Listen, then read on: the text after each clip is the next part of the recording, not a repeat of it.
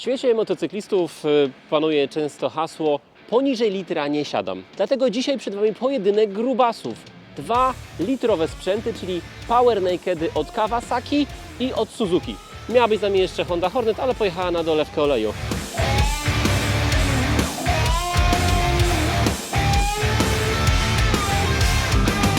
Bardzo przepraszam wszystkich hondiarzy za uszczypliwy żart. Jednoczę się z Wami w bólu. Mamy nadzieję, że Honda szybko poradzi sobie z problemem zanikającego oleju w swoich silnikach. Na pewno to jest jakaś pierdoła. Trzymamy za Was wszystkich kciuki. Natomiast dzisiaj przed Wami dwa bardzo solidne Japończyki. Dlaczego dwa, a nie trzy? Ponieważ Yamaha niestety w aktualnych czasach nie ma dużego nakeda w swojej ofercie. MT-10 wyleciała z oferty i MT-10 nie jest aktualnie oferowana. Oczywiście z uwagi na normy emisji spalin Euro 5+. Ale nie załamujemy się. Mamy nadzieję, że Yamaha sobie z tym problemem szybko poradzi. Nie za rok, ale za dwa coś fajnego nam pokaże. Więc do meritum. Przed Wami najnowszy model Kawasaki Z1100, tu konkretnie w wersji SE, oraz bardzo porządny Power Naked, czyli Suzuki GSX S1000. Co w skrócie o tych motocyklach możemy powiedzieć? Na pewno są to duże motocykle z silnikami litrowymi, które w swoich kategoriach są znane, lubiane, natomiast oczywiście nie dominują w temacie mocy, ponieważ w temacie mocy dominują motocykle europejskie, ale tak jak kiedyś już wspominałem, motocykle europejskie odjechały gdzieś daleko w kosmos z mocą, z parametrami, dlatego też nie porównujemy ich, porównamy dwa motocykle, które są, powiedzmy, takimi średniakami na rynku i motocyklami powszechnie dostępnymi. Co te motocykle ze sobą łączy? Przede wszystkim oba litrowe silniki. W Kawasaki silnik dokładnie w pojemności 1099 cm3, 4 cylindry w rzędzie. Suzuki znany i bardzo popularny silnik od GSX-era, zapoczątkowany w 2005 roku w modelu K5 i oczywiście również 4-cylindrowy rzędowy silnik o pojemności 999 cm3. Kawasaki większa pojemność, natomiast co dziwnego, trochę mniejsza moc. I tu tak nawet nie trochę. W Kawasaki mamy 134 konie mechaniczne. Suzuki generuje 152 konie potężnej, fajnej, bardzo przyjemnej mocy. O co chodzi tutaj z tą mocą?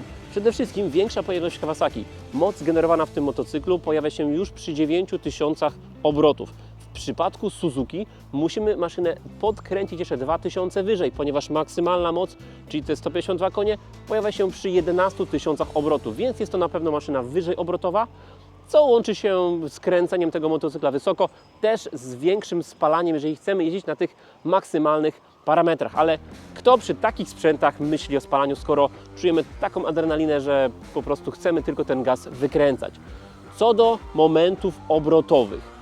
Jeżeli chodzi o Kawasaki, znowu Kawasaki w tym momencie wygrywa z uwagi na swoją większą pojemność. Mamy tutaj 113 Nm momentu obrotowego i od razu przepraszam za wtopę, którą popełniłem w ostatnim odcinku, gdzie porównywaliśmy Kawasaki Z900 i Z1100. Tam w ogóle jakaś mgła mózgowa i totalnie z tymi momentami pokręciłem, więc bardzo Was za to przepraszam.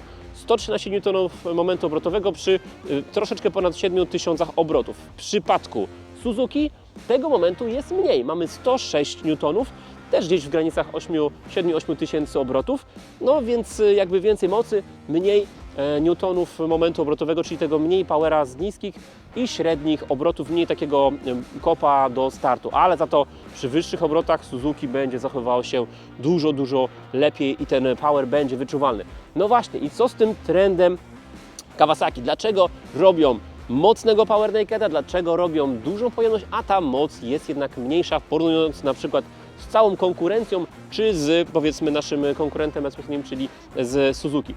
Otóż patrząc na użytkowość tego motocykla, ma ten motocykl być bardziej użytkowy do miasta, mamy go kręcić niżej, nie musimy używać wysokich obrotów, tak żeby ten motocykl sprawiał przyjemność do jazdy, więc ma stać się ten motocykl bardziej powszechny, bardziej uniwersalny. Suzuki natomiast, oczywiście z uwagi na dużą pojemność, cały czas czuć ten power od samego dołu. Cały czas ten motocykl będzie świetny, będzie mocny i będzie dawał niesamowitą adrenalinę, ale oczywiście jeżeli chcemy tą sportowy charakter poczuć na najwyższym poziomie, tu oczywiście kręcimy go wysoko w kosmos, tak jak wspomniałem, 11-12 tysięcy obrotów gdzieś tam do odcięcia i tam ta moc się pojawia, więc nie lada wyzwanie przed Kawasaki, aby wytłumaczyć to, że ten motocykl ma moc mniejszą i będzie lepiej oddawał tę charakterystykę pracy, będzie lepiej oddawał tą moc przy codziennym użytkowaniu. Choć osobiście, no, wiem, że to będzie nie lada wyzwanie i ciężko będzie to klientom wytłumaczyć, chyba że faktycznie zaczniemy jeździć. Na pewno prawda jest taka, że użytkownicy tych Power Nakedów to są użytkownicy, którzy mają już doświadczenie, użytkownicy, którzy chcą tego powera poczuć, są często uzależnieni od adrenaliny, bo tak naprawdę, słuchajcie, kategoria Power Nakedów to jest motocykl tak naprawdę do niczego. Nie pojedziemy tym daleko w trasę, nie pojeździmy tym turystycznie, bez owiewki, bez żadnej ochrony przed wiatrem, a 150 koni w odsłoniętym motocyklu do miasta ten motocykl jednak będzie dość wrażliwy na obroty, będzie dość szarpiący, będzie taki faktycznie, że musimy go mocno kontrolować, żeby ta moc gdzieś tam nie spowodowała, że stracimy prawko na pierwszym wyjeździe do miasta, więc to są motocykle tak jakby do wszystkiego, ale też trochę do niczego. Ta kategoria Power Nakedów no, jest dość charakterystyczna i tu faktycznie musi być użytkownik, który kocha adrenalinę, kocha tym motocyklem jeździć po zakrętach, jeździć dynamicznie, ale niekoniecznie szybko, ponieważ wszystkie prędkości powyżej 200 na godzinę na tym motocyklu to będzie jednak walka z wiatrem, więc ta kategoria to jest jednak trochę zagadka, ale szanuję i rozumiem użytkowników tych motocykli. Ja osobiście nie jestem wielkim fanem takiego Power Nakeda, bo po prostu jestem za cienki w uszach i za mało mam, że tak powiem, masy i doświadczenia motocyklowego, żeby ja za takim motocyklem w mieście sprawiała mi jakiś fan. Uważam osobiście, że lżejsze motocykle na pewno do tego celu sprawdzą się lepiej, ale szacun dla wszystkich ujeżdżaczy Power Nakedów, bo naprawdę adrenalina jest na najwyższym poziomie. Przechodzimy dalej. No i właśnie, jeżeli jesteście na naszym kanale pierwszy raz, ja mam na imię Andrzej. Witamy na kanale Mototalks. Jeżeli jesteście pierwszy raz, zachęcamy do subskrypcji. Subskrypcja nic nie kosztuje, klikacie i po prostu nasze filmy Wam się co jakiś czas wyświetlają. YouTube teraz włączył nową funkcję podbijania. Jeszcze testujemy, jak to działa. Możecie kliknąć po kliknięciu dzwoneczka opcję podbij i wtedy gdzieś tam na tej liście nasze filmy pojawiają się wyżej, więc to na pewno pomoże. Testujcie, sprawdźcie, jak to działa. Zawsze jakaś nowa funkcjonalność.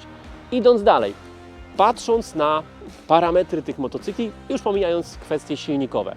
Kawasaki wydaje się motocyklem optycznie dużym. Napompowany zbiornik, mocno opuszczona lampa, ten agresywny design i oczywiście styl Sugomi, który Kawasaki mocno promuje, czyli taki przyczajony tygrys, ukryty smok. Maszyna, która jest w takiej pozycji, która miałaby wystartować do ataku, więc ten styl japoński jest mocno zauważalny i widać tą kontynuację tego stylu w poprzednich modelach, czy w modelach o mniejszej pojemności. Kawasaki tym stylem na pewno jest charakterystyczne i bardzo wielu użytkownikom się podoba, mimo tego, że ten model po paru latach przerwy powrócił i tak naprawdę wizualnie zbyt mocno się nie zmienił. On dalej się podoba i dalej jest ładny, więc styl tego motocykla oceniam. Oczywiście to jest moje subiektywne zdanie, każdy zdanie ma swoje. Oceniam, że ten motocykl wygląda cały czas świeżo, wygląda bardzo, bardzo dobrze.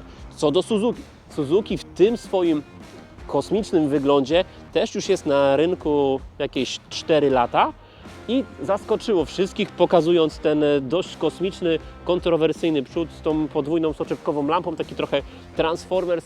Takie czasy nastały, że faktycznie pojawił się trend, że kto dziwniejszy motocykl przedstawi, ten będzie bardziej rozpoznawalny, bardziej zauważalny i faktycznie Suzuki w tym mocno pokręconym kierunku poszło. Tak jak Yamaha zrobiła MT-10 z tymi dwoma soczewkami, taki Bumblebee, tak Suzuki też poszło w tym stylu i ten motocykl jest taki faktycznie pokręcony, wydziwiony. Natomiast im dłużej się na niego patrzy, albo jak oglądamy go na żywo, tym ten motocykl zaczyna być bardziej spójny i te ostre kształty, jak w Kawasaki, te linie są takimi łukami, takimi właśnie fajnymi, zaoblonymi kształtami jak zbiornik paliwa. W przypadku Suzuki są to ostre, cięte kształty, bardzo surowe, ale połączenie tych kilku warstw plastików plus fajna kolorystyka powoduje, że widać tutaj taki sportowy, ostry styl, szczególnie, że właśnie te wszystkie elementy jak lotki, które gdzieś tam z czasów MotoGP się wywodzą, zostały w tym motocyklu zachowane.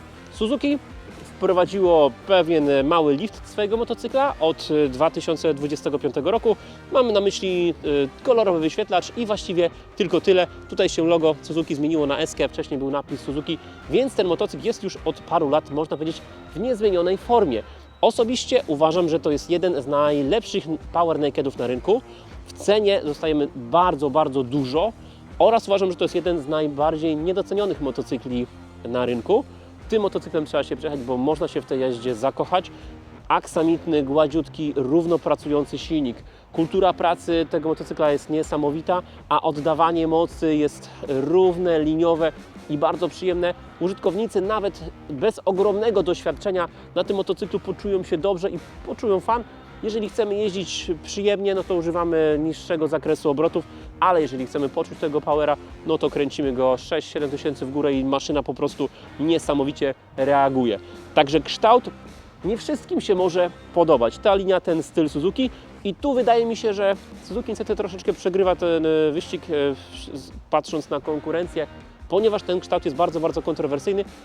Tego motocykl trzeba zacząć na żywo, a najlepiej się nim przejechać. Wtedy przekonujemy się i tak jak mówię, im dłużej się na niego patrzy, tym ten motocykl wydaje się ładniejszy, na pewno bardziej charakterny, bardziej indywidualny, więc uważam, że to naprawdę jest świetna maszyna, którą szczerze polecam. Na pewno porównując te dwa motocykle, patrząc na nie z boku, można by odnosić wrażenie, że Kawasaki jest motocyklem większym. Natomiast tak naprawdę patrząc na parametry, nie jest tak do końca. Suzuki jest motocyklem dłuższym o jakieś 2 cm, Suzuki ma większy rozstaw osi i tak naprawdę jest po prostu maszyną większą. Ale są to tak drobne różnice, tak drobne pomiędzy nimi zmiany, że jest to tak właściwie nieistotne. Można powiedzieć, że te motocykle są gabarytowo ze sobą identyczne. Co do wysokości kanap, 81 cm, 81,5 cm. Co do pozycji, w obu przypadkach szeroka kierownica, w obu przypadkach dość pękaty, wysoki zbiornik. Kawasaki ma mocno ten zbiornik tak jakby wychodzący na zewnątrz, więc te nogi chowają się w tej linii zbiornika. Troszeczkę w odróżnieniu od Suzuki, tam aż tak mocno ten zbiornik nie wystaje. I oczywiście, tak jak to na Power Nakedach, siedzimy z pozycją przesuniętą bardziej do przodu, z pozycją, która przenosi ciężar ciała na przednie koło i dociskamy to przednie koło swoją masą i oczywiście wykręcamy manetę i automatycznie pozycja przenosi się w pozycję agresywną, w pozycję z szeroko rozstawionymi łokciami i zachęca nas to do wykręcania manety, do dynamicznej, agresywnej jazdy. Jeżeli chodzi o Suzuki, tutaj, tak jak wspomniałem, pozycja jest podobna, natomiast nie leżymy aż tak bardzo na zbiorniku. Nie przesuwamy się tak bardzo na przód motocykla. Tu pozycja może być bardziej zrelaksowana. Jeżeli ktoś tym motocyklem chciałby jeździć na co dzień, wydaje mi się, że tutaj ta pozycja może pozwolić na nawet dalszą jazdę, czy taką jazdę tym motocyklem na co dzień i ta pozycja chyba będzie troszeczkę przyjemniejsza pod względem komfortu. Oczywiście, jeżeli chodzi o jazdę szybką, no to też jak najbardziej kładzenie się na zbiornik paliwa. Tak naprawdę przy większych prędkościach innej opcji nie mamy, musimy się na ten zbiornik paliwa położyć. Co do dalszych parametrów, waga.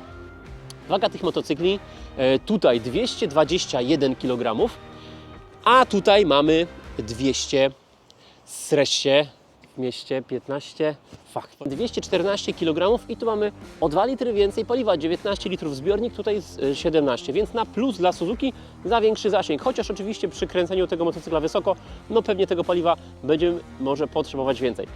Co do elektroniki, szczegóły elektroniki na pewno możecie zobaczyć w naszych poprzednich filmach z Z-em oraz z Suzuki S1000. Natomiast oba motocykle są bardzo zaawansowane elektronicznie. Oba mają quick shifter w górę i w dół, oba mają kontrolę trakcji w paru poziomach, oba mają jakby moc z regulacją w paru poziomach. Natomiast na pewno jeżeli chodzi o Kawasaki, widać, że to jest nowy model, widać, że to jest motocykl świeższy, nowszy. Dlaczego? Dlatego, że motocykl jest wyposażony w IMU, czyli ten system żyroskopowy, który kontroluje parametry jazdy, co daje nam cornering ABS, co daje nam właśnie to kontrolowanie złożenia motocykla. W modelu S1000 tego nie zostaniemy, więc tutaj można powiedzieć, że przewaga Kawasaki nad Suzuki z uwagi na bardziej zaawansowaną elektronikę. Oraz co do motocykla Kawasaki, Przewagą również jest to, że maszyna jest wyposażona w fabryczny tempomat, co do celów turystycznych może fajnie pozwolić nam na odciążenie ręki i na odpoczynek troszeczkę przy jednak dalszej jeździe. Jeżeli chodzi o takie parametry jezdne, zawieszenia na bardzo podobnym poziomie. Oczywiście w obu przypadkach mamy regulację napięcia wstępnego sprężyny, regulację dobicia i odbicia w Suzuki. Jeżeli chodzi o Kawasaki, podobna sytuacja. Tylny amortyzator również regulacja napięcia wstępnego sprężyny oraz regulacja tłumienia. Tutaj mamy wersję SE, więc tu mamy Olinsa, ale w wersji podstawowej mamy podobny amortyzator z regulacją napięcia wstępnego sprężyny oraz regulacją tłumienia. Jeżeli chodzi o hamulce, hamulce w modelu S1000 to jest naprawdę petarda. Tutaj mamy hamulce Brembo, natomiast zaciski spoko, ale zabrakło czegoś tutaj, czyli zabrakło nam radialnej pompy hamulcowej. Mamy pompę klasyczną oraz przewody bez stalowego oplotu, zwykłe przewody gumowe. Natomiast w Kawasaki lepsze rozwiązania otrzymamy w wersji SE, gdzie faktycznie jest radialna pompa Nissin, przewody w stalowym oplocie i hamulce Brembo. Natomiast wersja podstawowa niestety nie ma hamulcy Brembo, tylko hamulce Kawasaki, to będą prawdopodobnie to Kiko. Dlatego w podstawie Suzuki wypada lepiej. Co do cen, tutaj w granicach 55 tysięcy i tutaj w granicach 55 tysięcy za wersję podstawową. Wersja SE to jest 64 tysiące, więc za te dodatki musimy sporo dopłacić. Także podsumowując, elektronika na korzyść Kawasaki. Jest to świeższy, nowszy model. Silnik uważam, że na korzyść Suzuki, mocniejszy, bardziej charakterny, z większym powerem. Dodatki, hamulce, zawieszenie uważam, że jak najbardziej dla Suzuki. Kwestie wizualne ocencie sobie sami, ponieważ to jest bardzo subiektywna sprawa i kwestia zależąca naprawdę od wielu. Co do Suzuki, rozumiem osoby, którym motocykl się może nie podobać, ale zalecam obejrzeć go na żywo, a najlepiej przejechać się, aby się w tym motocyklu szybciutko zakochać i ocenić jego jakby cechy. Pamiętajcie, że oba te motocykle możecie zobaczyć w naszych wcześniejszych produkcjach. Zeta 1100 SE w filmie, który tworzyliśmy dla Was wcześniej, oraz tego pięknego GSX-a S1000 również we wcześniejszej produkcji znajdziecie. Natomiast co czeka Was w następnym odcinku? Tutaj troszeczkę przeskoczymy epokami, zrobimy taką podróż sentymentalną i przejdziemy do maszyny, która ostatnio nam się trafiła i uważam, że to jest świetny materiał na nagranie czegoś wyjątkowego, ponieważ przed Wami prawdziwy klasyk w wykonaniu Yamaha XSR 1300 w przepięknej wersji Racer. Majstersztyk, maszyna, która jest wyjątkowa, jest piękna, no i bardzo, bardzo indywidualna. Takich maszyn nie trafimy już na rynku, jeżeli nie kupimy takiej maszyny z salonu. Dziękujemy Wam bardzo za oglądanie. Miło zawsze Was słuchać, czytać Waszych fajnych komentarzy. Dziękujemy i do zobaczenia.